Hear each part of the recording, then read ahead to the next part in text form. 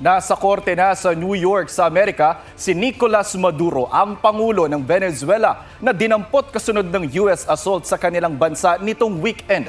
Isinasakdal siya sa kasong droga at terorismo. Pero si US President Donald Trump nagbanta rin sa iba pang bansa sa Latin America. Ang basa ng mga eksperto sa pakay ni Trump sa Venezuela at mga maaaring epekto niyan, alamin sa report na ito.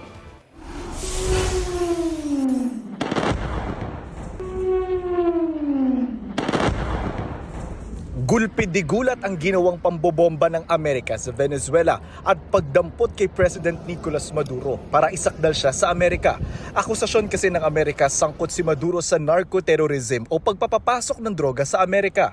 Sabi ni US President Donald Trump, ang Amerika na ang magpapatakbo ngayon sa Venezuela at hahabulin nila ang Venezuelan oil reserve na pinakamalaki pa man din sa buong mundo.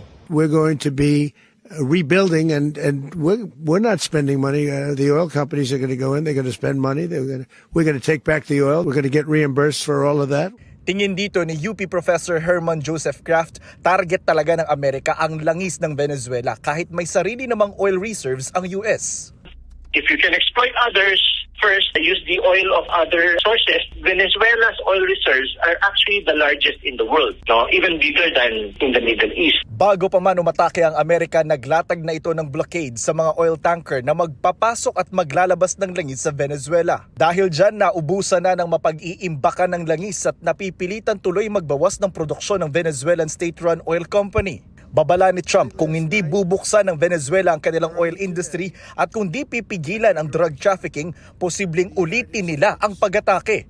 Acting President ngayon ng Venezuela si Delcy Rodriguez. Palaban pa siya noong una, pero ngayon bukas daw siyang makipagtulungan sa Amerika. At ngayon, hindi lang Venezuela ang pinagbabantaan ni Trump. Sabi ni Trump, ang Colombia na katabi ng Venezuela ay pinatatakbo ng isang sick man at dawit din daw sa produksyon at pagpupuslit ng cocaine sa Amerika. Sagot ni Colombian President Gustavo Petro, handa siyang ipagtanggol ang kanilang soberanya. Binigyang diin din niya ang mga hakbang kontra droga ng Colombia. Naniniwala rin si Trump na dapat may gawin sila tungkol sa Mexico, pero di niya ito dinetalye. Tungkol naman sa Cuba, tila hindi naman daw nila kailangang pakialaman ito dahil mukhang babagsak na ito ng mag-isa. Wala pang tugon ng mga opisyal ng Mexico at Cuba. Ang ating DFA na nababahala sa epekto ng nangyari sa Venezuela sa rules-based international order, iginitang kahalagahan ng international law, pagbabawal sa paggamit ng dahas at pakikialam sa domestic affairs ng ibang estado. Pangamba naman ni FEU Professor Francis Esteban, posibleng may epekto ang ginawa ng Amerika sa laban ng Pilipinas kontra sa pangaagaw ng China sa West Philippine Sea.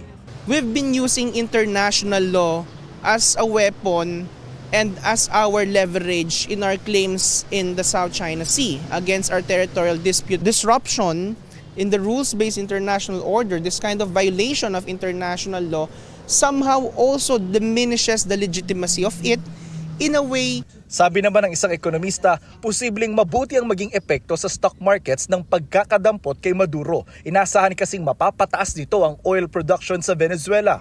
Malinaw rin daw na may epekto ito sa impluwensya ng Amerika sa Latin America. I think that Southern American countries will currently think twice before they increase their trade or economic ties with China or Europe instead of with the US. Ayon naman sa Department of Economy, Planning and Development, di pa nila ito nakikitang dagok sa ating ekonomiya. Pero ibang usapan kung may ibang bansang gumaya sa Amerika. There is hardly nothing. I don't think that there's any going to be perceptible effects on us unless that will have some duplications elsewhere, embolden some other governments to do similar things.